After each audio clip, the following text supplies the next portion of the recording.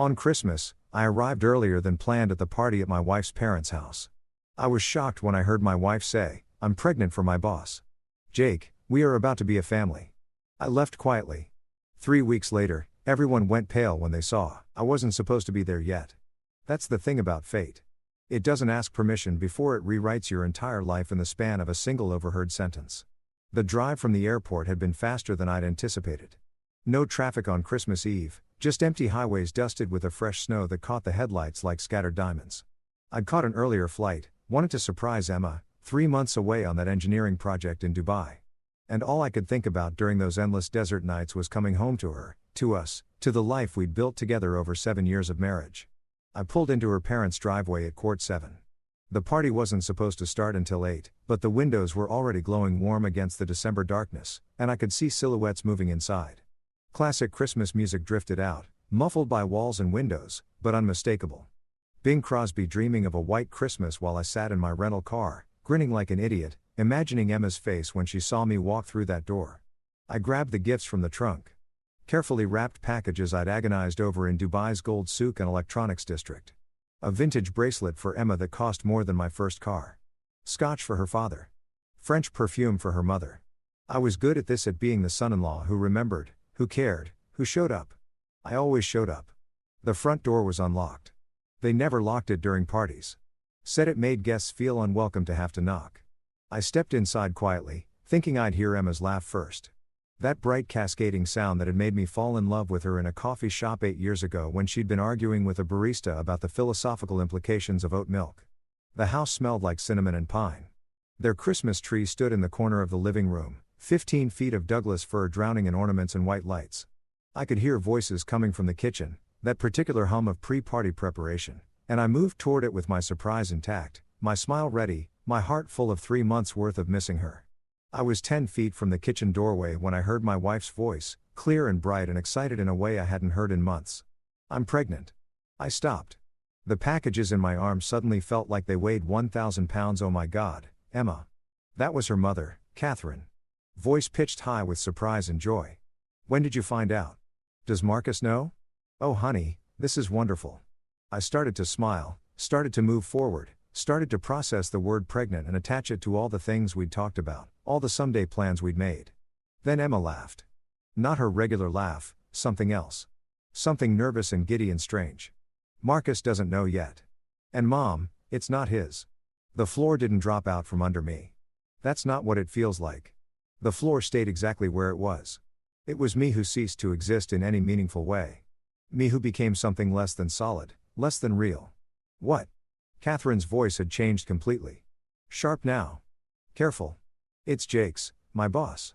Emma's words were rushing out now, tumbling over each other like she'd been holding them in for too long and finally found release. "We've been together for 6 months, since August, and we're in love, Mom. Really in love. He wants to marry me. We're going to be a family." Silence. I stood there in the hallway 10 feet from the kitchen holding Christmas presents, wearing a sweater Emma had given me last year with a reindeer on it. And I couldn't move, couldn't breathe, couldn't do anything but stand there and let the words rearrange reality. 6 months as I'd been home in August.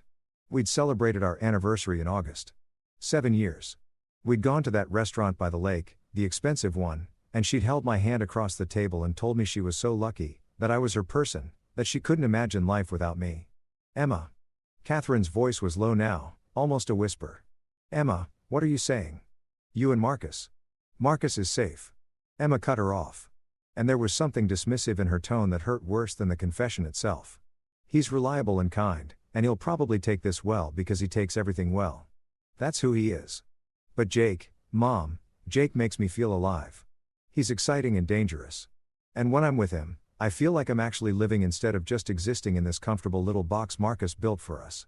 "Honey," her father's voice now. Richard, the man who'd shaken my hand at our wedding and told me he was gaining the son he'd always wanted. "Honey, you need to think about what you're doing here. Marcus loves you. He's a good man. He's worked so hard. I know he's a good man." Emma's voice cracked. "Don't you think I know that? Don't you think that makes this harder? But I can't live my whole life being grateful for someone being good to me. I want passion. I want spontaneity. I want someone who doesn't plan every moment of every day like it's a project to be managed. I managed projects for a living. I was good at it. I planned things because planning meant security, meant building something solid, meant creating a future worth living in. Apparently, that made me boring. And you're sure it's his? Catherine again? Practical even in crisis. I'm sure we haven't. Marcus and I haven't been intimate since July. He's been so busy with work and I've been with Jake and it just happened or stopped happening. Either way, this baby is Jake's. July. We hadn't made love since July and I hadn't even noticed. I'd been preoccupied with the Dubai contract, with planning my career advancement, with making sure we had enough saved for the house we were supposed to buy next spring. The house with the big backyard she'd wanted for kids. Our kids, not Jake's kids. I'm telling Marcus after Christmas. Emma's voice had steadied now, found its resolve. I'll wait until after the holidays. It would be cruel to ruin Christmas for him. Jake and I have already discussed it. He's getting divorced, too. His wife doesn't know yet, either. And we're going to find a place together. Start fresh. Do this right. Do this right.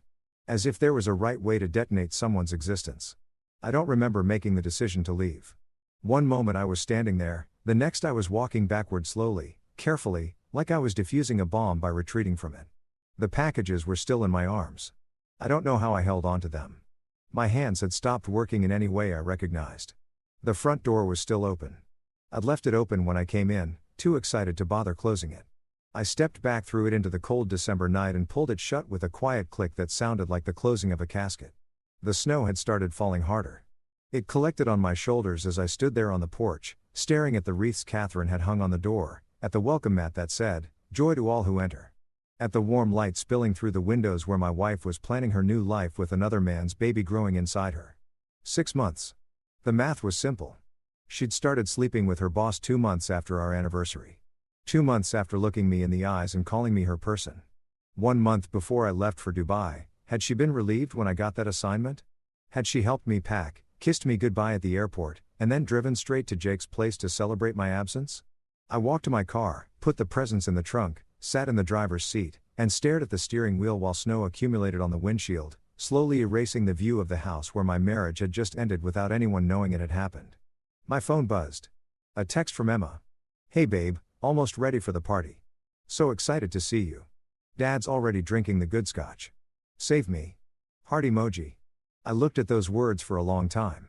Tried to reconcile them with the woman in that kitchen. The one who just told her parents she was pregnant with her boss's baby. The one who'd called me safe and boring and compared our life to a box. I didn't respond. I started the car and drove. I don't remember much about the drive back to our house. Our house, the one we'd bought 3 years ago after saving for 5 years before that, the one where we'd painted the bedroom together, where we'd hosted dinner parties, where we'd made love on Sunday mornings and argued about whose turn it was to clean the bathroom and plan futures that apparently only I believed in. The house was dark when I pulled up, cold. I turned the heat down before leaving for Dubai to save money. Always saving money, always planning, always building toward a future that had just been cancelled. I sat in the driveway and called my best friend, David. He answered on the second ring, Christmas music and laughter in the background. "Marcus. Hey, man. Thought you weren't back until tomorrow. Everything okay?" "I need a lawyer," I said. "A divorce lawyer, the best one, you know." The background noise on his end cut off. I heard a door close. "What happened?" I told him. All of it. The early arrival, the kitchen conversation, the 6 months, the pregnancy, the plans she'd made to tell me after Christmas, like I was a child who needed to be protected from adult realities. David was quiet for a long time after I finished. "Then where are you now?" "Home." "Don't stay there. Pack a bag and go to a hotel right now, Marcus." "I'm serious." "Why?" "Because you need to think clearly and you can't do that in the house you shared with her. Because you need to not be there when she gets home and starts asking questions. Because you need space to process this before you do anything." He paused. "And because you need to document everything before she knows that you know." "Document." "Text messages, emails, phone records, bank statements, everything. If she's been having an affair for 6 months, there's evidence. You need to find it before she has a chance to delete it." The engineer in me understood this immediately. Evidence, data, facts that could be organized and analyzed and used to build a case. "I'll send you some names," David continued. "Lawyers who specialize in this kind of thing, but Marcus, listen to me. Do not confront her yet. Do not tell her you know. Not until you've talked to a lawyer and protected yourself." "Protected myself from what?" "She's the one who from everything. Financially, legally, emotionally. She's been planning this for months. You just found out tonight. She has a head start. You need to catch up before you make any moves. He was right. I knew he was right. But there was something in me that wanted to drive back to her parents' house, walk into that kitchen, and watch her face when she saw me. Watch her scramble for explanations. Watch her try to spin this into something that made sense. But I didn't, because David was right, and because underneath the shock and pain, something else was beginning to stir. Something cold and precise and methodical. She'd been planning this. She'd been careful. She'd calculated when to tell me, how to tell me. Had probably already discussed with Jake what the divorce would look like, how they'd manage the transition, what story they'd tell people. She'd turned our marriage into a project she was managing. I was good at managing projects, too, better than she knew. I packed a bag, clothes, toiletries, my laptop, the external hard drive where I backed up everything. I moved through the house we'd shared like a ghost, seeing it differently now. The photos on the walls, lies. The furniture we picked out together. Props in a play I didn't know was ending. The bed we'd slept in. A place where she'd faked intimacy while planning her exit. July, the last time we'd made love. I'd been too tired that night, jet-lagged from a previous work trip. But she'd initiated anyway. Been enthusiastic about it in a way that had surprised me. I thought we were reconnecting. I thought it meant something. Now I wondered if she'd been doing market research, comparing me to Jake, making sure she'd chosen correctly before committing to her choice. I found the folder where we kept important documents, marriage certificate, house deed, tax returns, insurance policies. I photographed all of it with my phone, uploaded everything to a secure cloud account she didn't have access to. Then I went to our home office and sat down at the computer. Emma and I shared a desktop computer for household things, bills, shopping, photos. She had her work laptop. I had mine.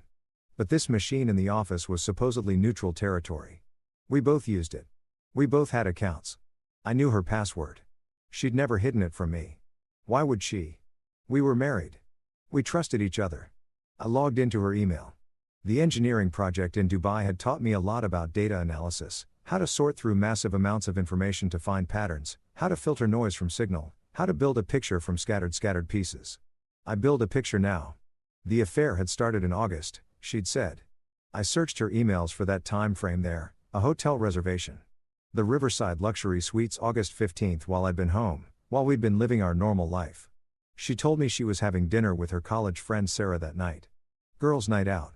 I'd ordered pizza and watched a documentary about infrastructure. She'd been at a hotel with Jake.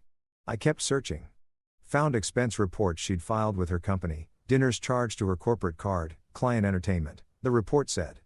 But the amounts were wrong for client dinners. Too expensive, too intimate, too entree, one dessert to share, bottles of wine that cost more than our weekly grocery budget. I found text messages synced to her cloud account. She deleted them from her phone, but hadn't realized they were backed up automatically. Jake, can't stop thinking about this afternoon. You're incredible. Emma, I know I shouldn't feel this way, but I don't regret it. Not even a little bit. Jake, when are you going to tell him? Emma, after the Dubai project, it's easier this way. He'll be gone and I can clear my head. That one hurt. She'd encouraged me to take the Dubai assignment. Had helped me prepare the proposal. Had told me it would be amazing for my career. I thought she was being supportive. She'd wanted me gone so she could be with Jake without the inconvenience of a husband underfoot. I documented everything. Screenshots, saved emails, exported text message histories. I created a folder on my external hard drive labeled Project Archive and filled it with evidence of my wife's 6-month betrayal. The engineer in me was calm now, focused. This was just data, just information to be collected and organized and analyzed. The husband in me was dying, but I didn't have time to feel that yet. It was almost midnight when I finished. I'd been sitting at that computer for 4 hours, watching my marriage dissolve into a timeline of teas and hotel reservations and deleted text messages. My phone had been buzzing the whole time. I'd muted it. Now I looked. 17 missed calls from Emma, 23 text messages. The messages told a story. Where are you? Party's starting. Babe, your parents called. They said you landed hours ago. Marcus, I'm getting worried. Are you okay? This isn't funny. Where are you? I'm going to call the police if you don't answer me. Please, just let me know you're safe. Almost laughed at that last one. Let her know I was safe. Like I was the one in danger here. Like I was the one who needed protecting. I texted back. Got delayed. Flight rescheduled. We'll be home tomorrow. Don't wait up. The response was immediate. Thank God, I was so scared something happened. Love you so much. Can't wait to see you tomorrow. Love you so much. Can't wait to see you. Words that meant nothing. Words she'd probably texted to Jake today, too. In between bites of Christmas cookies at her mother's house while telling her parents about their future family, I checked into a hotel. Not the Riverside luxury suites. I'd never be able to walk into that building without seeing my wife in bed with another man. But a business hotel near the airport. Clean and anonymous and empty. The room was beige. Everything was beige. Beige walls, beige carpet, beige bedspread. I sat on the edge of the beige bed and stared at the beige wall and tried to feel something other than the methodical calm that had carried me through the last 5 hours. The feelings came eventually. Around 2 o'clock in the morning, they came. I'd loved her. God, I'd loved her so completely. She was the first person I thought about when I woke up and the last person I thought about before sleep. She was the reason I worked so hard, saved so carefully, planned so meticulously. Everything I did with us in mind. Our future, our family, our life. And for 6 months while I'd been building that future in my head, she'd been dismantling it in reality. I cried first time in probably 15 years. Sat on that beige bed in that beige room and cried. Like something inside me had broken in a way that couldn't be fixed. But even while I cried, part of my brain was working, planning, calculating. She'd said she was going to tell me after Christmas. That gave me time. A week maybe. She'd want to ease into it probably. Pick the right moment. Stage the conversation. She was good at staging things. I was realizing good at managing perceptions. I could use that time. David had texted me 3 names. Lawyers. I looked them up on my phone, read reviews, studied their success rates in divorce cases. One name kept appearing in articles about complex divorces. Melissa Chen. She'd handled several high-profile cases involving infidelity and hidden assets. The reviews called her ruthless but fair and the lawyer you want on your side when things get ugly. Things were going to get ugly. I emailed her at 3 o'clock in the morning from my phone. Explained the situation briefly, professionally, like I was submitting a project proposal, attached some of the evidence I'd collected, asked for a consultation as soon as possible. She responded at 7 a.m. available this morning at 10 o'clock. Come to my office. Bring everything you have. I spent the hours until the meeting organizing the evidence. Created a timeline. Cross-referenced bank statements with Emma's calendar appointments. Found patterns I hadn't noticed before. She'd been taking half days at work every Friday for 3 months. Told me she was working from home those afternoons. But her work laptop's login records, I had access to our shared family iCloud account, which included her work device backups, showed she wasn't logging in on those afternoons. She was somewhere else with Jake, probably. While I'd been in Dubai thinking she was homework, she'd been spending 3-hour Friday afternoons doing God knows what with her boss. The bank statements showed regular cash withdrawals, $200 every Thursday. Cash she told me was for groceries and household expenses, but our actual grocery spending was all on credit cards. I could track it. The cash was going somewhere else. Gifts for Jake, maybe. Hotels they kept off the corporate card. I didn't know exactly, but the pattern was there. Regular, consistent, planned. She'd been so careful, so methodical. If I hadn't come home early, if I hadn't overheard that conversation, I might never have known. She would have told me after Christmas, yes, but she would have controlled the narrative, would have framed it as a sudden realization, a difficult choice, maybe even blamed our marriage problems on my traveling for work. Instead, I knew the truth, and I had evidence of the truth. That changed everything. Melissa Chen's office was in a downtown high-rise with a view of the river. Appropriate, I thought. Rivers cut through landscapes, carve new paths, reshape everything in their way. She was younger than I expected, mid-40s, maybe, wearing a gray suit that probably cost more than my car payment, with dark hair pulled back in a way that meant business. Mr. Harrison. She shook my hand firmly. Sit down. Show me what you have. I opened my laptop and walked her through everything.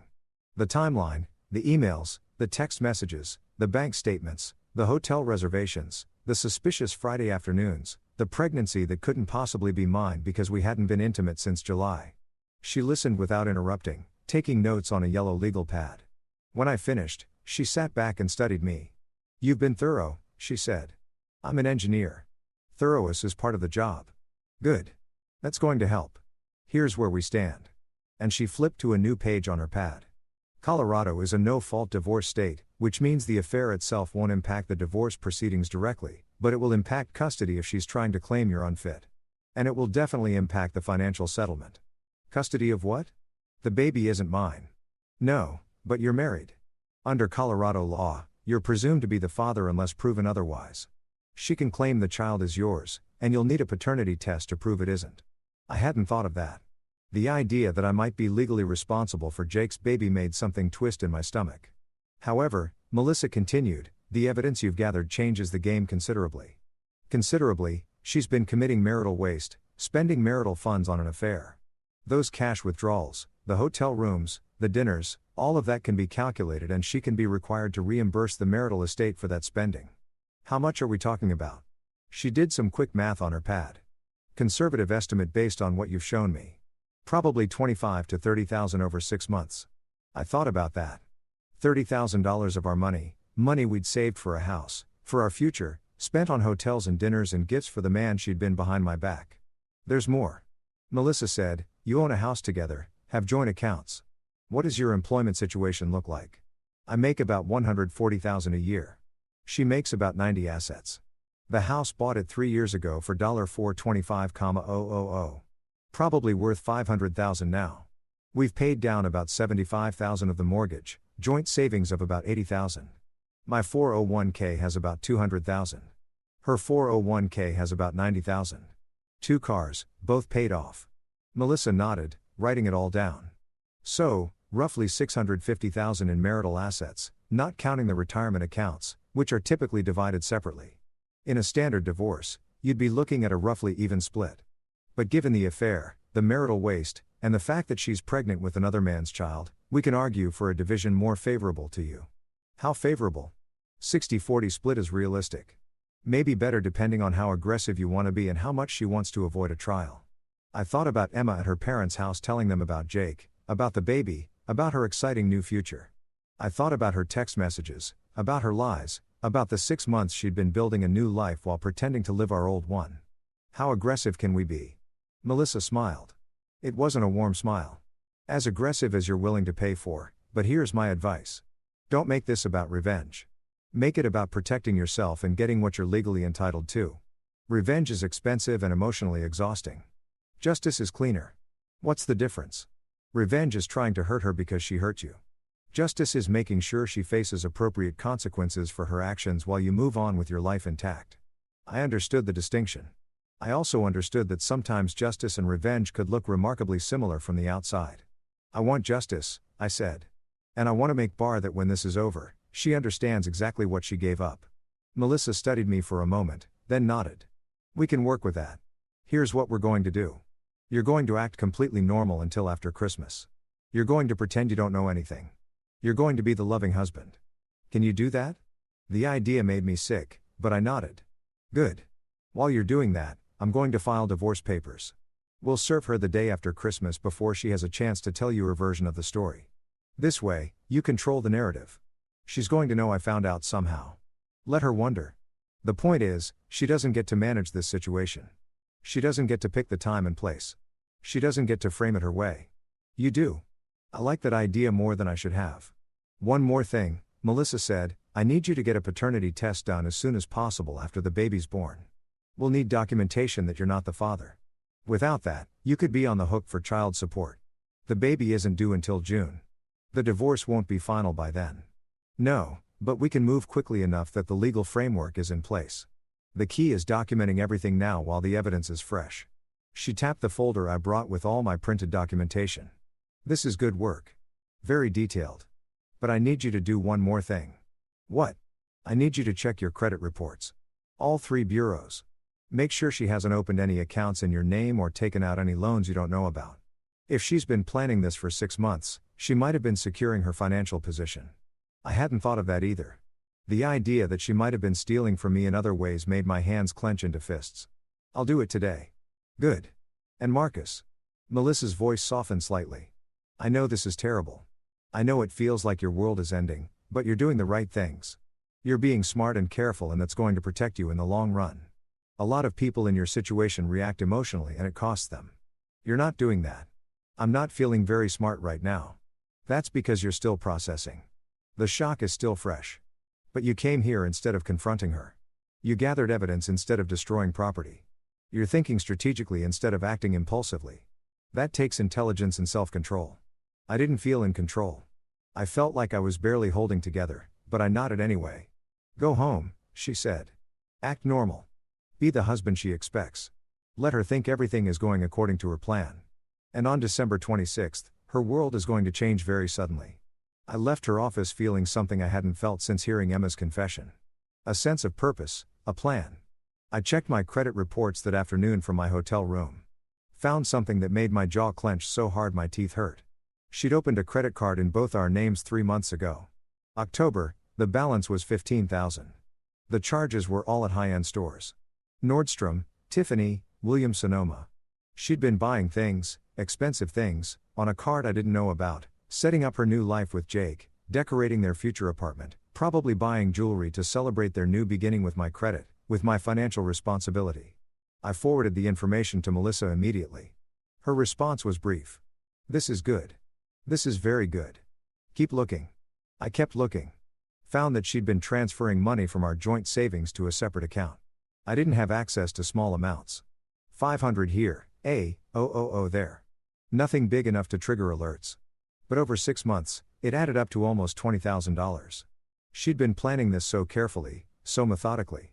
While I'd been in Dubai working 14-hour days in 110-degree heat, managing a project that was supposed to advance my career and secure our future, she'd been systematically preparing to leave me. The detail that hurt most was how she'd encouraged me to take that Dubai assignment. I'd been hesitant. 3 months away from home was a long time, but she'd been so supportive. Had told me it was an amazing opportunity. Had helped me prepare for the interview. Had celebrated with champagne when I got the offer. She'd wanted me gone. Had seen it as a gift, probably. 3 months to be with Jake without having to make excuses. 3 months to plan her exit strategy. 3 months to build her new life while I was paying for it from across the world. I wanted to scream, wanted to break things, wanted to drive to her office and tell everyone there what she'd done. Instead, I did what Melissa had told me to do. I went home. The house was empty when I arrived. Emma would be at work for another 2 hours. I walked through it like a stranger, seeing everything differently now. The kitchen where we'd cooked together. Had she been thinking about Jake while chopping vegetables beside me? Had she been comparing us, finding me wanting the living room where we'd watched movies on Friday nights? Had those Friday half-days been what she was really looking forward to? Time with him instead of time with me? The bedroom where we'd made love? Where we'd talked about having children someday, where she'd conceived someone else's child and never told me. I sat on the edge of our bed and looked at the framed photo on her nightstand. Us on our wedding day. She looked radiant. I looked happier than I'd ever been in my life. That man in the photo had no idea what was coming. Had no idea that the woman in white beside him would betray him so completely that 7 years later he'd be sitting here trying to figure out if anything had ever been real. My phone buzzed. Emma, home in 20. So excited to see you. Should I pick up dinner? I texted back like a loving husband would.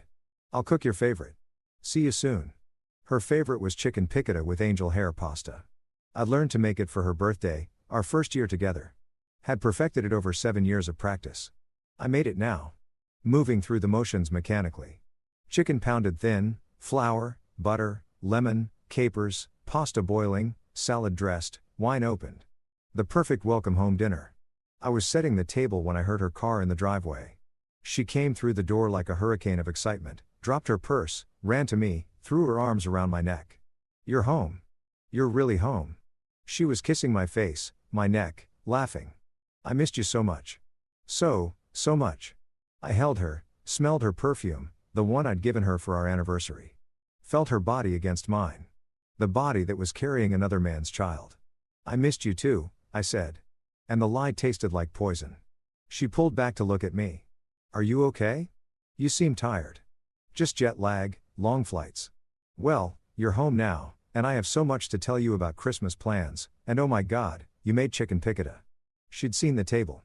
This is perfect. You're perfect. Perfect. Safe. Boring. The husband in the box.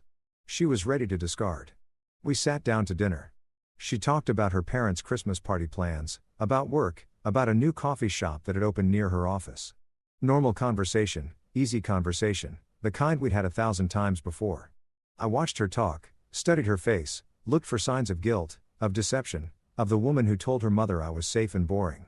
She looked happy. Genuinely happy. Like there was nothing wrong at all. How was Dubai? She asked, twirling pasta on her and fork. Hot, complicated. We had some delays with the structural engineering, but we got it sorted out. That's my brilliant husband. Always sorting things out. She reached across the table and squeezed my hand. I'm so proud of you. I looked at her hand on mine, saw her wedding ring, the one that matched mine, the one that was supposed to mean something. Emma, I said carefully. Are you happy? She blinked. What? Of course I'm happy. Why would you ask that? Just I've been gone a lot, working a lot. I want to make sure we're okay. Her face did something complicated. For just a second, I saw something that might have been guilt. Then it was gone, replaced by her smile. We're great, she said firmly. We're absolutely great. And now you're home and we can have a perfect Christmas together. A perfect Christmas while she was pregnant with Jake's baby. While she was planning to tell me after the holidays that she was leaving me, while she was spending our money on her affair and hiding assets and opening credit cards in my name. Perfect. I made it through dinner, through dessert, through washing dishes together while she talked about getting a real tree this year instead of our usual artificial one. I made it through a movie on the couch, her head on my shoulder, her hand playing with my fingers like she always did. I made it through her suggesting that we go to bed early, her voice taking on that particular tone that meant she wanted to be intimate. I couldn't do that. I couldn't touch her like that knowing what I knew. I'm exhausted, I said. Jet lag is hitting hard. Can we just sleep? Of course, she kissed my cheek. Poor baby. You must be wiped out. We went to bed.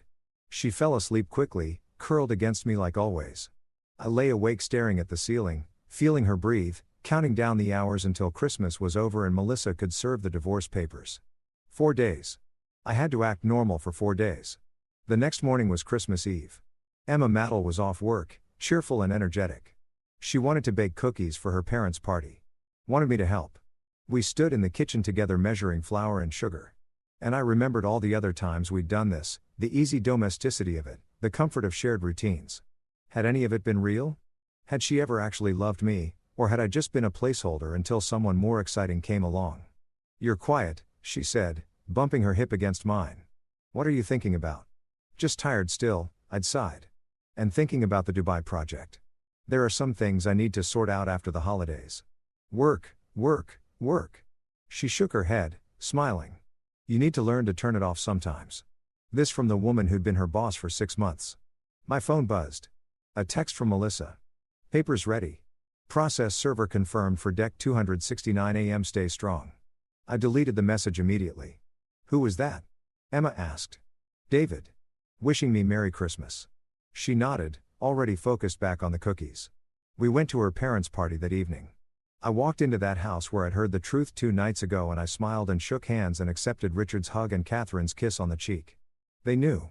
They knew about Jake and the baby and Emma's plans to leave me. And they were acting like everything was fine. Catherine pulled me aside at one point. Marcus, honey, I'm so glad you're home. Emma missed you terribly while you were gone. Did she though? Or did she just miss having the convenience of a husband around? I missed her too, I said, because what else could I say? She seems so happy lately, Catherine continued. Just glowing. I think she has some exciting news to share with you soon. Exciting news? The baby, the affair, the divorce. I'm looking forward to it, I said, and watched Catherine's face for any sign that she knew how that sentence could be interpreted. She just smiled and squeezed my arm. Richard cornered me later by the scotch, poured me a glass of the expensive stuff, the stuff I'd planned to bring him before my world imploded. Good to have you back, son. He said. Emma tells me the Dubai project was a success. It was challenging, but successful. That's the way with worthwhile things, isn't it? The challenging ones are usually the most rewarding. He sipped his drink. You and Emma have built something good together, something solid. Don't forget that. Was he trying to tell me something? Did he want me to fight for his daughter? To forgive her betrayal? To accept Jake's baby as my own? Or was he just making conversation, oblivious to the subtext I was reading into everything now? I couldn't tell. The not knowing was almost worse than the knowing. Emma found me an hour later. She'd had 2 glasses of wine. Wasn't she supposed to avoid alcohol while pregnant? And her cheeks were flushed. Having fun? She asked, sliding her arm through mine. Yeah, good party. I'm glad you're home for this. Christmas is better with you here. One more Christmas, one last holiday season as a married couple. Then she'd tell me her truth and I'd tell her I already knew and everything would detonate. We drove home that night in comfortable silence. She hummed along to Christmas carols on the radio. I focused on driving through the snow that had started falling again. Marcus, her voice was soft. Yeah, I love you. You know that, right? I looked at her. She was watching me with an expression I couldn't read. I know, I said. Did she love me? Could she love me and do what she'd done? Or was this guilt talking, last-minute doubts, cold feet about the new life she'd planned? I didn't know. I didn't know anything anymore except that in less than 48 hours, this would all be over. Christmas Day was surreal. We opened presents in our living room like normal people. Like people whose marriage wasn't already dead. She gave me a watch. Expensive, beautiful. For all the time we'll spend together now that you're not traveling so much, she said. I gave her the bracelet from Dubai, watched her eyes light up when she opened it. It's gorgeous, she breathed. Marcus, this must have cost a fortune. It had. I'd wanted her to have something special, something that showed her how much I loved her. Now, I watched her put it on and thought about how she'd probably wear it on dates with Jake, how it would become part of her new life story. My ex-husband gave me this guilt gift, probably. He must have known somehow. We had brunch, watched Christmas movies. She fell asleep on the couch, and I covered her with a blanket and looked at her sleeping face. She looked peaceful, young. The woman I'd fallen in love with in that coffee shop 8 years ago, was still visible in her features. But that woman, if she'd ever really existed, was gone now, replaced by someone I didn't know. Someone who could lie with perfect ease. Someone who could plan a future with another man while sleeping in my bed every night. My phone buzzed. Melissa, tomorrow morning, 9 a.m. sharp. Be ready. I was ready. I'd been ready since the moment I heard Emma tell her mother about the pregnancy. That night, Emma wanted to make love. She initiated it carefully, sweetly, like she had 1,000 times before. I couldn't. I made up an excuse about still being jet-lagged, about being tired, about wanting to just hold her. She looked disappointed, but didn't push. We fell asleep with her back pressed against my chest, my arm around her waist. The last time we'd sleep this way, the last night of our marriage, even though she didn't know it yet, I woke up at 6 a.m. on December 26th, Emma was still asleep. I got up quietly, showered, dressed. By the time she woke up, I was on my second cup of coffee, sitting at the kitchen table, waiting. Morning, she said sleepily, coming into the kitchen in her robe. You're up early. Couldn't sleep. She poured herself coffee, decaf, I notice now because of the pregnancy, and sat across from me. What should we do today? We have the whole day off. We could drive up to the mountains, go for a hike, have lunch at that place you like. The doorbell rang. Emma looked at me surprised. Who would that be so early? I'll get it, I said, standing. I opened the door. A woman in a professional business suit stood there holding a manila envelope. Marcus Harrison, she asked. Yes, I have documents for Emma Harrison. Is she available? Emma appeared behind me. I'm Emma Harrison. The process server handed her the envelope. You've been served. Have a good day. She walked away just like that. Left us standing in the doorway with an envelope that contained the end of our marriage. Emma looked at the envelope, then at me. What is this? Open it. Her hands were shaking as she tore open the envelope, pulled out the papers, started reading. I watched her face change. Confusion first, then shock, then something like fear. This is Marcus. What is this? Divorce papers? I don't understand. I didn't say anything. Just stood there watching her try to process. This says you're filing for divorce. It says irreconcilable differences and marital waste. And she looked up at me eyes wide. Marcus, what the is going in? You're pregnant. I said calmly with Jake's baby. You've been having an affair with your boss for 6 months. You were planning to tell me after Christmas, but I already know. Shouting I've known since Christmas Eve. All the color drained from her face. How did you? I came home early, went to your parents' house, heard you tell your mother everything about Jake, about the baby, about how I'm safe and boring, and you want passion and excitement. She sat down hard on the couch, the papers scattered from her hands. You've been spending our money on your affair, I continued. You opened a credit card in both our names and ran up $15,000 in charges. You've been transferring money from our joint account to a secret account. You've been meeting him every Friday afternoon while telling me you were working from home. You've been planning this for months while I was in Dubai working to build our future. Marcus, her voice was barely a whisper. I have evidence. All of it. Text messages, emails, bank statements, hotel reservations. My lawyer has everything. So, you can't lie about this.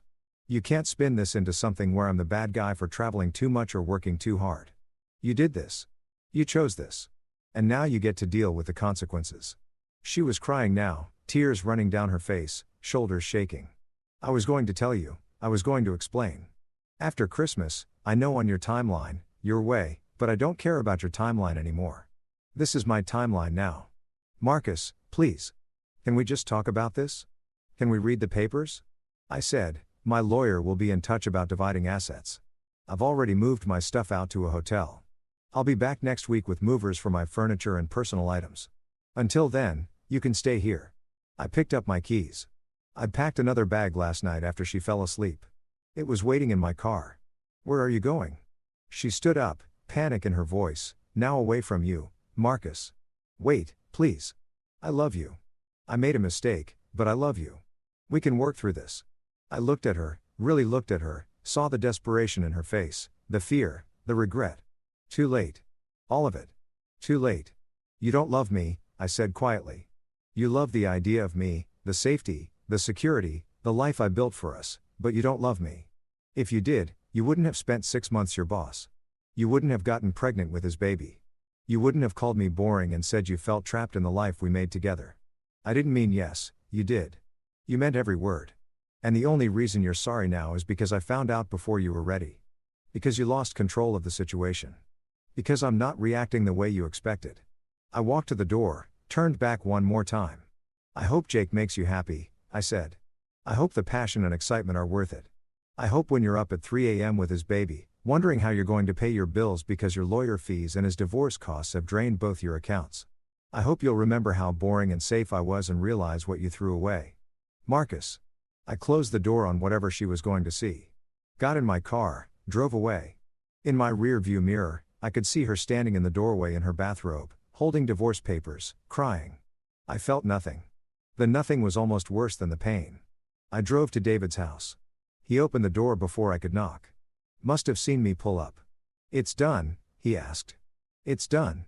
He pulled me into a hug. I stood there stiffly, still feeling nothing, while my best friend tried to hold me together. Come on, he said finally. Sarah made breakfast. You should eat. I sat at their kitchen table while David's wife, Sarah, made me eggs and bacon and toast I couldn't taste. They were both being careful with me, like I might break. Maybe I was already broken. My phone started ringing. Emma. I declined the call. It rang again. Declined again. Declined. Text messages started flooding in. Please talk to me. I'm so sorry. It was a mistake. I love you. Please don't do this. We can fix this. Marcus, please. But I turned my phone off. You okay? David asked carefully. I don't know what I am. Over the next few days, I learned to exist in a strange limbo. I stayed at David and Sarah's house. They gave me their guest room in space and didn't ask questions I couldn't answer. Emma tried everything. Phone calls I didn't answer. Texts I didn't read. She showed up at David's house twice. I didn't go to the door. She sent emails begging me to reconsider, to go to counseling to give her a chance to explain. There was nothing to explain. I'd heard the truth in her own words. Melissa moved fast. By New Year's Eve, we had a preliminary hearing scheduled. Emma had hired a lawyer, not as good as Melissa, not as experienced with this kind of case, but competent enough. The hearing was brutal. We sat on opposite sides of the courtroom like strangers. She looked terrible. Red eyes, weight loss, trembling hands. I looked calm. I was calm. The nothing had settled in permanently now. Her lawyer tried to argue that the credit card debt was for household expenses. Melissa produced receipts showing otherwise. Tiffany jewelry, Williams-Sonoma kitchen equipment, Nordstrom clothes and sizes I didn't wear. Her lawyer tried to argue that the money transfers were for savings. Melissa showed that the account was in Emma's name only, opened 3 months ago, clearly not marital savings. Her lawyer tried to suggest we should attempt reconciliation, that marriages could survive infidelity. Melissa calmly entered into evidence the text messages between Emma and Jake. Read them aloud in court. Messages about how they couldn't wait to be together, about how Emma was counting down the days until she could leave me, about how Jake was going to be such a good father to their baby. Emma was sobbing by the end of it. Her parents were there. They looked shell-shocked. The judge ordered a temporary division of assets that gave me access to all our joint accounts and froze Emma from making any large withdrawals or sales without court approval. Outside the courthouse, Richard caught up with me. Marcus, he said, I know you're hurting. I know this is terrible, but she's our daughter and we love her and she told you about Jake. I said at Christmas Eve, you knew what she'd done and you stood in your house and told me how happy she was. You knew she was pregnant with another man's baby, and you said nothing. Richard's face crumpled. We were trying to protect her, to let her do this her own way.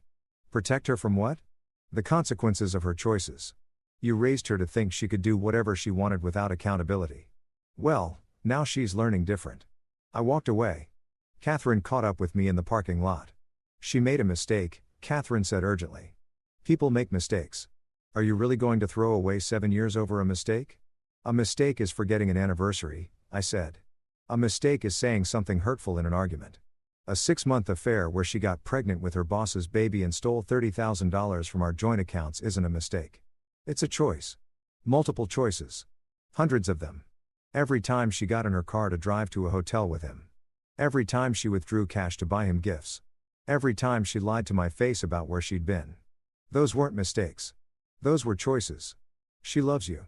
No, she doesn't. And you know what? I don't care anymore. Love isn't enough. Love doesn't excuse betrayal. Love doesn't mean I have to sacrifice my self-respect to make her feel better about her choices. I got in my car and drove away from Emma's mother, standing in the parking lot looking lost. January passed in a blur of legal meetings and document reviews. Melissa was as good as her reputation suggested. She built an airtight case for marital waste, for division of assets in my favor, for me being held harmless for the debts Emma had incurred. Emma's lawyer fought back, but weakly. The evidence was overwhelming. Every time they tried to paint me as an absent husband who'd driven Emma to an affair, Melissa produced emails and texts showing Emma encouraging me to take work trips, to focus on my career, to not worry about her. She can't have it both ways, Melissa argued in one hearing. She can't encourage him to advance his career and then blame his career for her infidelity. The judge agreed. In February, Jake finally appeared in the story. His wife had filed for divorce, too. She was apparently less forgiving than Emma had expected me to be. Jake's divorce was messy. He'd been married for 12 years, had 2 kids. His wife fought dirty, exposed the affair publicly, sent evidence to his employer. Jake got fired. Turned out having a sexual relationship with a subordinate violated his company's ethics policies. Emma, as the subordinate, kept her job, but was transferred to a different department. I heard all this through the gossip network. David's wife knew someone who worked at Emma's company. Apparently, Emma was a pariah there now, the woman who'd slept with her married boss and destroyed his family. I should have felt satisfaction. I felt nothing. Emma tried one more time to reach me in March. Showed up at the office where I'd returned to work after the Dubai project ended. Security called me. There's an Emma Harrison here to see you. Tell her I'm not available. She says it's urgent. I don't care. Tell her to contact my lawyer. But she was waiting by my car when I left that evening. 5 months pregnant now, showing clearly. Marcus, she said, please, just 5 minutes. I looked at her, saw the woman I'd loved, saw the stranger she'd become. 5 minutes, I said, I'm sorry. The words came out in a rush. I'm so sorry. I was stupid and selfish, and I threw away the best thing in my life for something that wasn't even real. Jake and I, we're not together anymore. His wife destroyed him in the divorce, and he blames me. And I realize now that what we had wasn't love. It was just excitement, escape. I was running from responsibility and I ruined everything and I'm so sorry. I waited for her to finish. I want you back, she said. I know I don't deserve it. I know I hurt you, but I love you and I miss you and I want to fix this. Please, Marcus. Please, can we try? No. Please. You're pregnant with another man's baby. I said flatly. Even if I could forgive the affair, even if I could move past the laws and the theft and the betrayal, I can't be a father to Jake's child. I won't do that. It would be a constant reminder of what you did. Every time I looked at that baby, I'd see you with him. We could, after the baby is born, I could give it up for adoption. We could start fresh. The suggestion was so appalling, I actually stepped back. You'd give up your baby. You'd give away your child to make me more comfortable. What kind of person even suggests that? I just want you back. I'll do anything. No. The answer is no. It will always be no. I don't love you anymore, Emma. I don't even know if I ever really loved you or if I just loved the person I thought you were. But that person, if she ever existed, is gone. And I can't get her back. I got in my car and drove away, leaving her standing in the parking lot, pregnant and alone. The divorce was finalized in April. I got the house, 60% of our liquid assets, and she was ordered to reimburse the marital estate for the money she'd spent on the affair. My retirement account stayed mine, hers stayed hers. She got the debt from the credit card she'd opened, the furniture from the apartment she'd apparently been planning to move into with Jake before his life fell apart. The settlement was fair. Dojo was fair. Melissa said more than fair given the circumstances. I signed the papers in her office. Emma signed them at her lawyer's office. We never saw each other. On the day our divorce became final, I went back to the house. Our house, my house now. It felt empty, hollow. I walked through rooms full of memories that felt like they belonged to someone else. I stood in the bedroom where Emma had slept beside me for 7 years and tried to feel something. Still nothing. David told me I was depressed. Probably right. He wanted me to see a therapist. I went once. The therapist was kind and patient and asked me how I felt. Nothing, I said. I feel nothing. She said that was normal. That I'd experienced trauma and my emotions had shut down to protect me. That eventually I'd need to process what happened, to feel the feelings I was avoiding. I didn't go back. In May, I sold the house. Couldn't live there anymore. Every room was haunted by the ghost of a marriage I thought was real. I bought a condo downtown. Modern, clean, no memories. Emma had the baby in June. A girl. Jake wasn't at the hospital. They'd been broken up for 3 months by then. I heard she named the baby Sophia. I heard she was raising her alone. I heard her parents were helping, but not as much as she'd hoped. I heard all this secondhand and felt the same nothing I'd felt about everything else. In July, a year after the last time Emma and I had been intimate, I went on a date. David's wife set it up. A friend of a friend, nice woman, smart, attractive. We had dinner. She talked about her work, her hobbies, her life. I told her I had recently gotten divorced. How long were you married? She asked. 7 years. What happened, if you don't mind me asking? She had an affair, got pregnant with his baby, spent our money on him, lied about all of it for 6 months. The woman's eyes went wide. Oh my God, I'm so sorry. That's terrible. It's fine, I said, I'm fine. But I wasn't fine. I was nothing. And nothing wasn't fine. It was just nothing. There was no second date. 3 weeks after the divorce was final, I saw them at a restaurant. Emma and Jake together again, apparently. He was holding baby Sophia. Emma was smiling. They looked happy. I stood outside the restaurant window and watched them for a moment. Watched Jake bounce the baby while Emma laughed at something he said. They destroyed their marriages, lost their bonds, spent a fortune on divorce lawyers, become social pariahs in their professional and social circles, and there they were, happy. I waited for anger, for pain, for anything. Still nothing. I walked away. David found me later that night, drunk in my condo, staring at the wall. I saw them, I said. They're back together. Fuck them, David said fiercely. They're terrible people who deserve each other. They looked happy, so they're happy now. Give it 6 months. Give it a year, Dad. People who build relationships on betrayal always end up betraying each other eventually. Maybe he was right. Maybe they'd implode. Maybe they'd hurt each other the way they'd hurt their spouses. Or maybe they wouldn't. Maybe they'd actually make it work. Maybe love built on ruins sometimes lasted. I didn't know. I didn't care. I can't feel anything. I told David. It's been 7 months and I can't feel anything. That's trauma, man. That's your brain protecting you. When does it stop? When do I get to feel something again? He didn't have an answer. In August, a year after Emma started her affair, I quit my job. The engineering firm was surprised. I was good at what I did. They offered me more money, better projects, flexible schedules. I turned it all down. I need a change, I said. So, what I meant was I need to burn down everything that reminds me of who I was when I thought I was happy. I moved to Seattle. New city, new job, new life. No one there knew I'd been married. No one knew about Emma or Jake or the Christmas Eve that destroyed everything. I was just Marcus, the quiet engineer who kept to himself. I worked. I existed. I felt nothing. In September, Emma reached out one last time. An email long and rambling and desperate. She told me Jake had left her, that he'd decided being a father was too hard, that he'd moved to another state to take a job that didn't require him to see her or Sophia. She told me she was struggling, that being a single mother is harder than she'd imagined, that her parents were disappointed in her, that her friends had mostly abandoned her. She told me she'd made a terrible mistake, that she'd thrown away something real for something that had turned out to be an illusion. She asked if we could talk, if there was any chance, if I'd ever be able to forgive her. I read the email 3 times, then I deleted it, moved it to trash, emptied the trash, blocked her email address. I didn't respond. There was nothing to say. She'd made her choices. I'd made mine. In October, David visited me in Seattle. "You look terrible," he said bluntly. "Thanks. I'm serious, Marcus. You're a ghost. You've lost weight. You're not sleeping. You're just existing. That's not living. I'm fine. You're not fine. You haven't been fine since Christmas Eve last year. And I get it, man. I get that what she did was devastating, but you can't let her destroy the rest of your life. She took enough from you. Don't give her more. I'm not giving her anything. Yes, you are. You're giving her your future. You're giving her your ability to be happy. You're giving her power over you by refusing to move on. I have moved on. I'm in a new city, new job, new life." "No," David said quietly.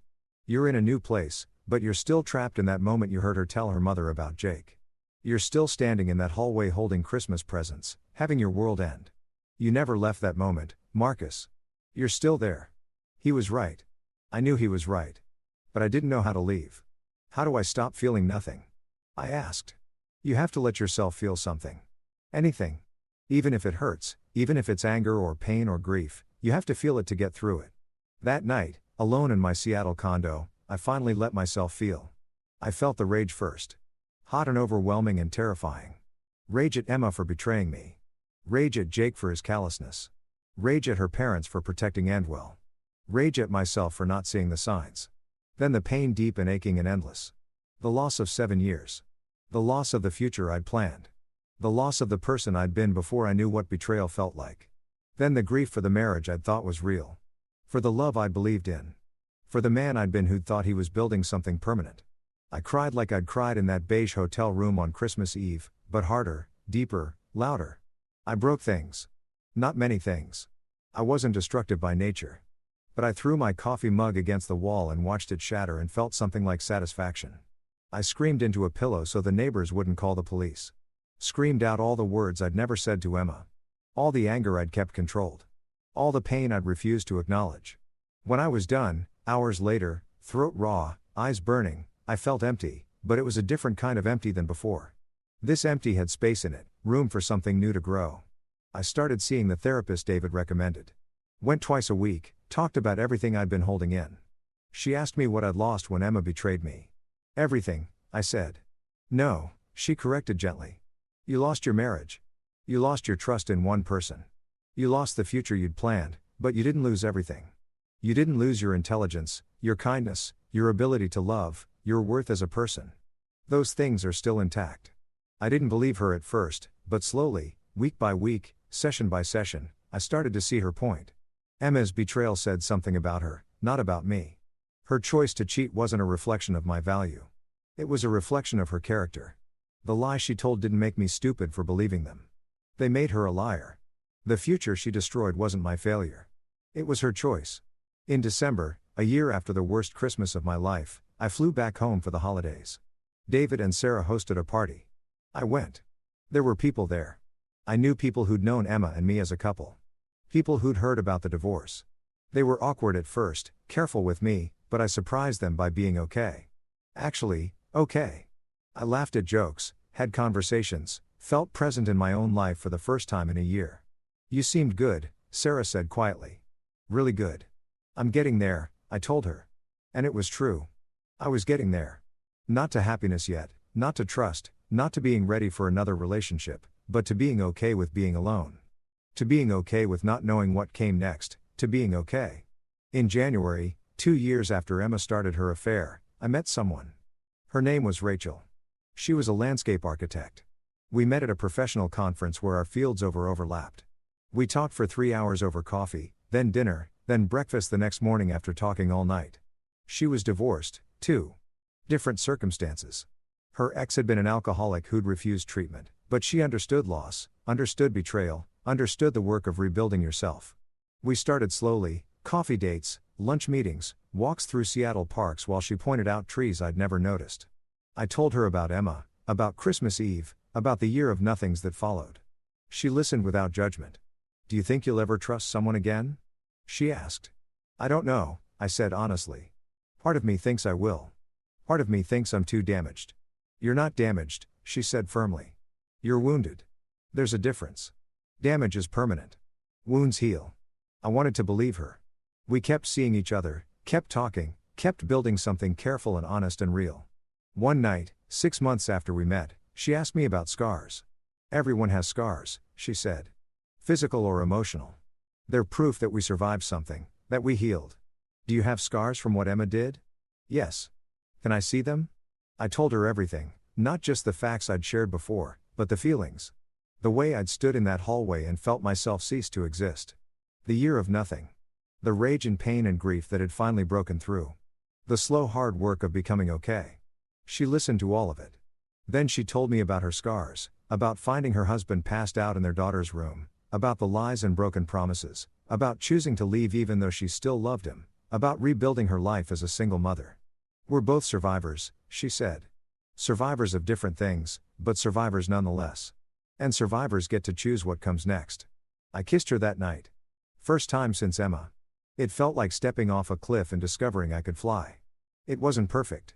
I had moments of panic, moments where I wanted to run, moments where my scars itched.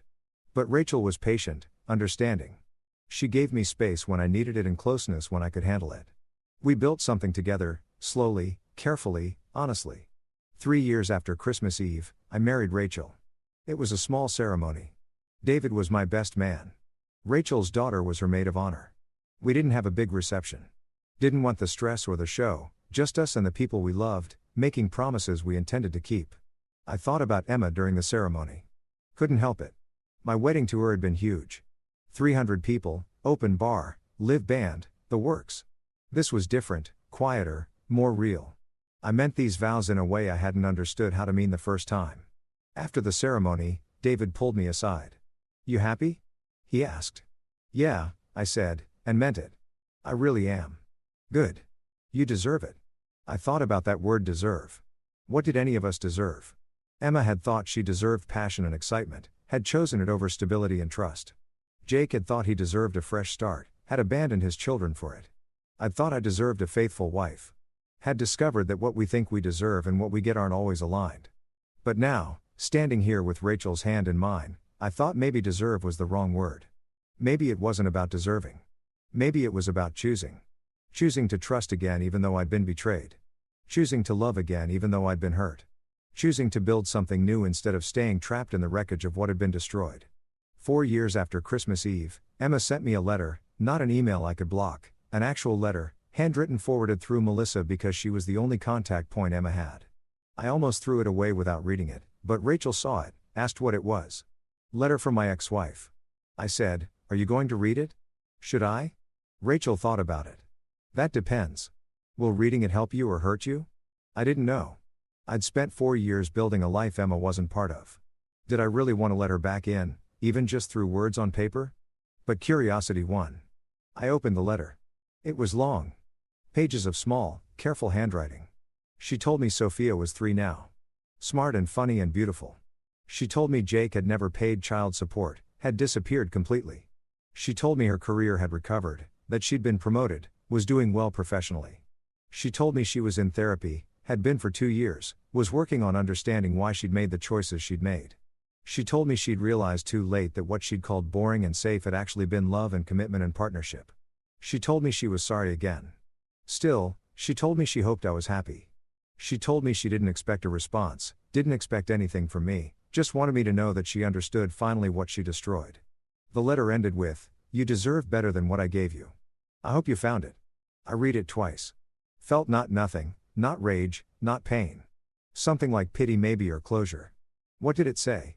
Rachel asked. I summarized it for her. Are you going to respond? No, I said. I don't think there is anything to say. She apologized. I heard it. That's enough. Is it really? I thought about it. About the man I'd been on Christmas Eve 4 years ago. About the year of nothing that followed. About the slow, painful work of healing. Yeah. I said, it really is. I don't need anything from her. I don't hate her. I don't love her. I don't think about her unless reminded. She's just someone I used to know who made choices that hurt me. That's all she is now. Rachel kissed my cheek. That's growth. It was growth. Hard won and slow and painful, but growth nonetheless. I put the letter in a box in my closet. Didn't throw it away, but didn't keep it somewhere I'd see it either. Just archived it like any other document from a closed project. 5 years after Christmas Eve, I became a father. Rachel and I had a son. We named him Daniel. Holding him for the first time, I thought about everything that had happened to bring me to this moment. If Emma hadn't had an affair, I'd never have divorced her. If I'd never divorced her, I'd never have moved to Seattle. If I'd never moved to Seattle, I'd never have met Rachel. If I'd never met Rachel, Daniel wouldn't exist. It wasn't that Emma's betrayal was good. It wasn't that I was grateful for the pain, but it had led here, to this moment, to this life, to this family. What are you thinking? Rachel asked from the hospital bed. That life is strange, I said. That the worst thing that ever happened to me led to some of the best things. Are you glad it happened? No, but I'm glad where I ended up. She understood the distinction. Daniel grew. First steps, first words, first day of school. I was present for all of it. Not traveling for work, not missing moments because I was building a career. I'd learned that lesson, at least, that the building blocks of a life weren't job titles and bank accounts. They were moments, connections, people who mattered. 6 years after Christmas Eve, I ran into Richard, Emma's father. I was visiting David for the weekend, stopped at a coffee shop, and there he was. He looked older. Grayer, tired. Marcus, he said, surprised, uncertain. Richard? Awkward silence. I heard you remarried, he said finally. Have a son. I do. That's good. I'm glad you found happiness. I studied him, saw the regret in his face. How's Emma? I asked. She's managing. Sophia's 6 now. Smart kid. Emma's doing better. Therapy helped. She's with someone new. Nice guy, teacher. Stable. Stable. The thing she'd once called me dismissively. The thing she'd apparently learned to value. That's good, I said, and meant it. Marcus, Richard's voice dropped. I owe you an apology for that Christmas. For knowing what she was planning and not saying anything. For protecting her instead of being honest with you. That wasn't right. I considered his words. The apology I'd wanted desperately 4 years ago, 5 years ago, 6 years ago, now it felt less important. I appreciate that, I said. But it's okay. Really? What's done is done. Are you happy? He asked. Yeah, I said. I really am. And it was true. Not the simple, unexamined happiness of my marriage to Emma. Not the happiness of someone who didn't know that love could be faked and marriages could be lies, but the complicated earned happiness of someone who'd been broken and healed, who'd lost everything and built something new, who'd survived. 7 years after Christmas Eve, I told the story to my therapist. I still saw her occasionally, maintenance sessions, making sure I was processing things healthily. Do you think about her? The therapist asked. Sometimes, Wash, I admitted. Not often, but sometimes. What do you think about? I think about that night hearing her tell her mother about Jake. The way my whole world changed in 30 seconds. I paused. I think about how I could have confronted her right then, made a scene, let my anger out immediately. Do you wish you had? No. The way I did it, carefully, methodically, with evidence, that was better. It gave me control when I felt powerless. It made me feel less like a victim. Do you still feel like a victim? I thought about it. No, I feel like someone who experienced a terrible thing and survived it. That's different than being a victim. What would you say to someone going through what you went through? I'd say it gets better. Not quickly, not easily, but it gets better. I'd say that the nothing you feel is temporary, even though it doesn't feel that way. I'd say that you have to let yourself grieve, let yourself be angry, let yourself feel all the things you're avoiding. And I'd say that eventually on the other side of all that pain, there's a life worth living. Is that what you have? A life worth living? Yeah, I said I do. 8 years after Christmas Eve, I let it go. Not the memory that would always be there, but the weight of it, the significance. It became just a thing that happened. Not the defining moment of my life, not the event that everything else was measured against. Just a thing. Painful and difficult and life-changing, but not all-consuming. Rachel noticed. You're different lately, she said one evening while we were making dinner together. Different how? Lighter. Like you've put something down that you've been carrying. She was perceptive. I think I have. I said the Emma stuff. Yeah, that's good. She kissed me. You deserve to be free of it. There was that word again, deserve. Maybe I did deserve to be free of it. Maybe I deserve to be happy. Maybe I deserve this life I'd built with Rachel and Daniel. Or maybe deserve wasn't the point. Maybe the point was that I had chosen this, had chosen to heal, had chosen to trust again, had chosen to build something new instead of staying in the wreckage of what had been destroyed. 9 years after Christmas Eve, I forgot the anniversary. December 24th came and went, and I didn't think about it. Didn't remember until 2 days later when I was looking at my calendar for something else and saw the date. 9 years since I'd heard Emma confess to her mother. 9 years since my marriage ended, even though I didn't know it yet, and I'd forgotten.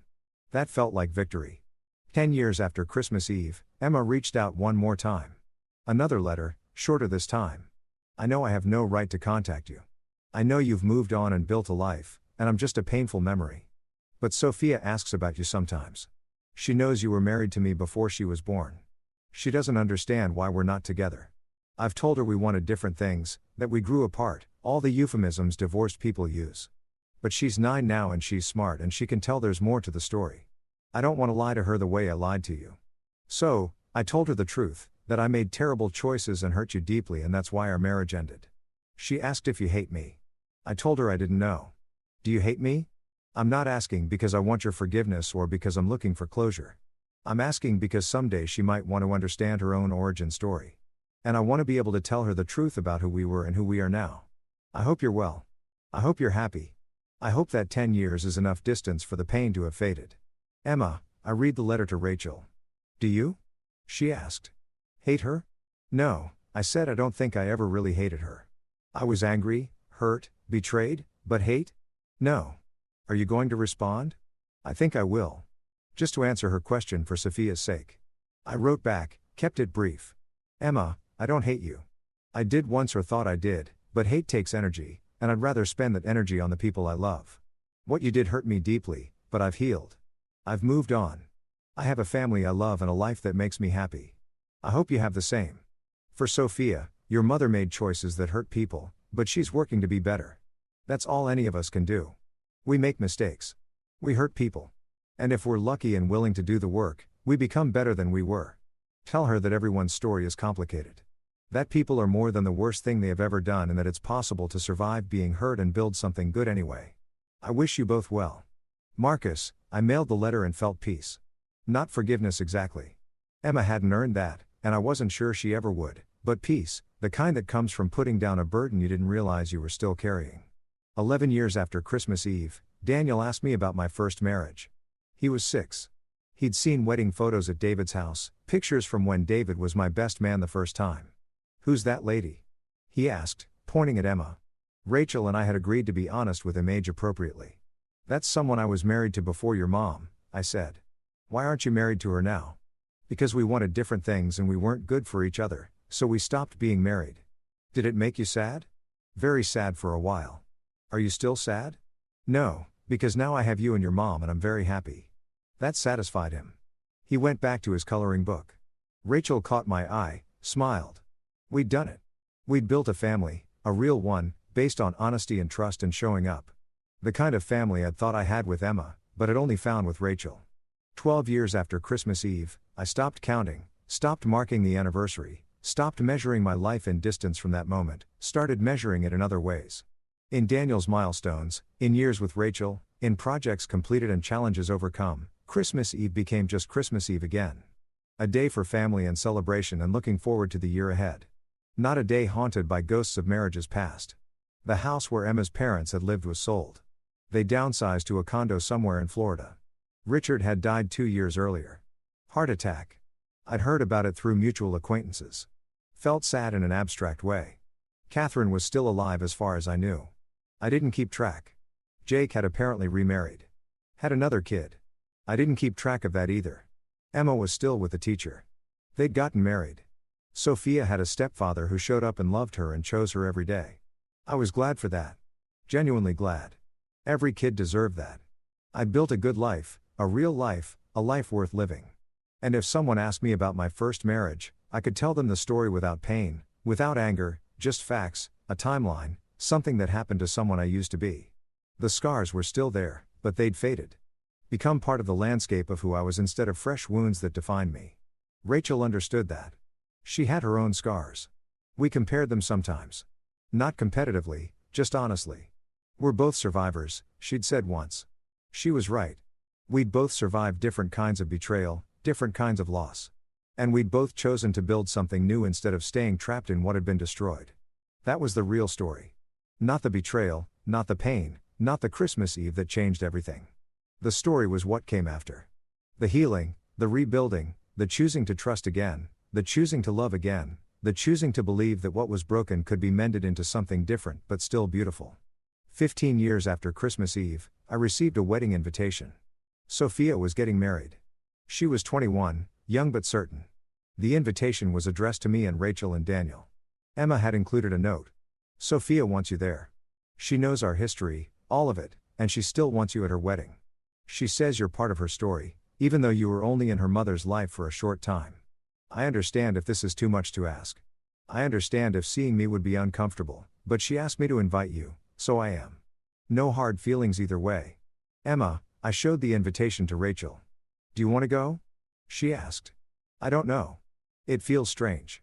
I was married to her mother for 7 years, but I've never even met Sophia. I left before she was born. But she wants you there. That means something. It did mean something. I just wasn't sure what. Would you be okay with it? I asked Rachel. It's not about me being okay with it. It's about whether you want to go, whether it would be good for you or painful for you. I thought about it for days. Finally decided yes, I'd go. Not for Emma, not even for Sophia really, since I didn't know her, but for closure, for the final punctuation mark on a story that had been running without an ending for 15 years.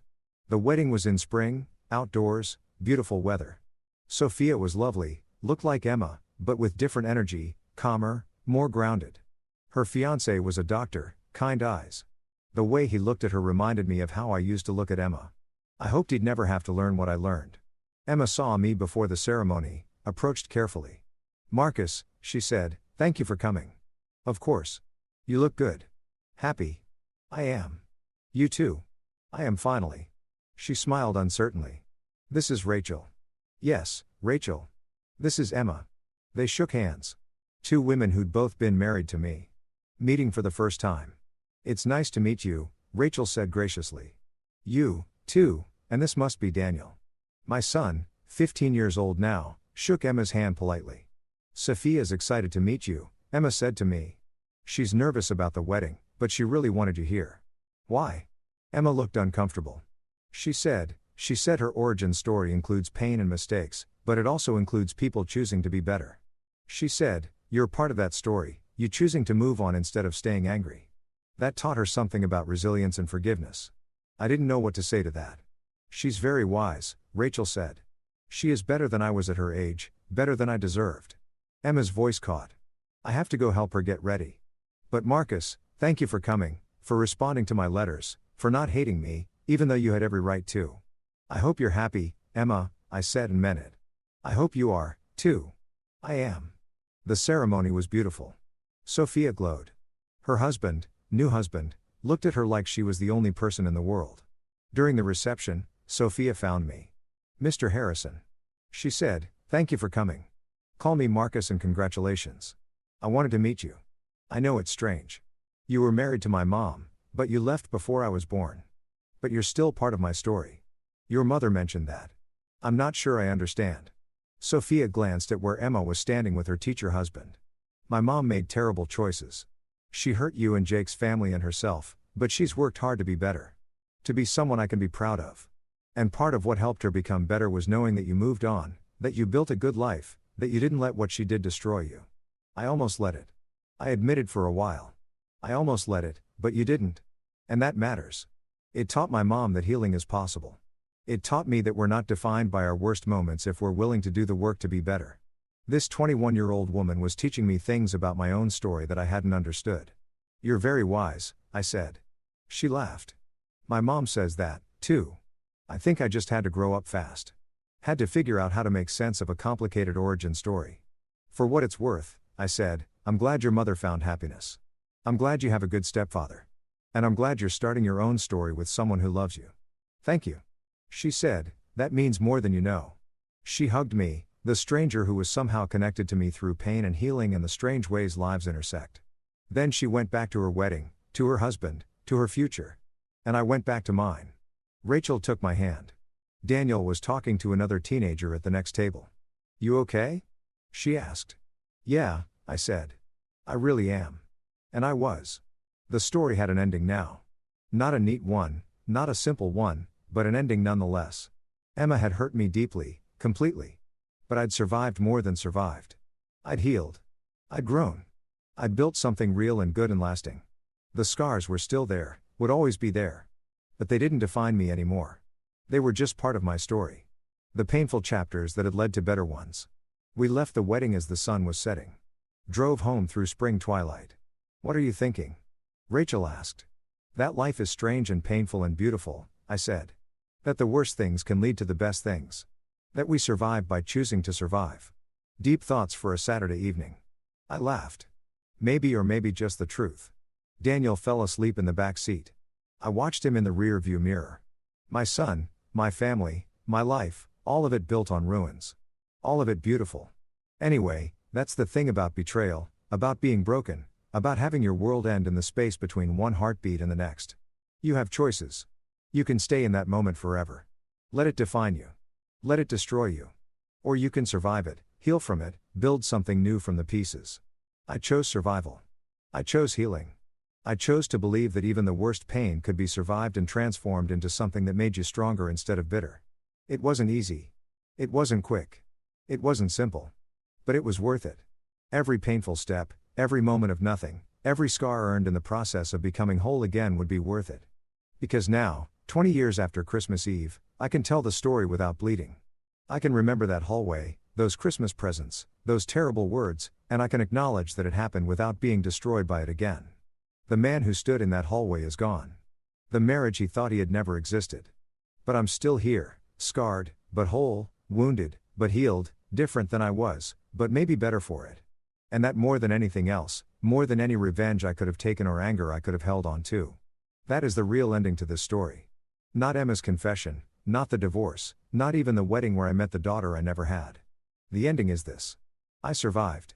And survival, it turns out, is its own kind of justice.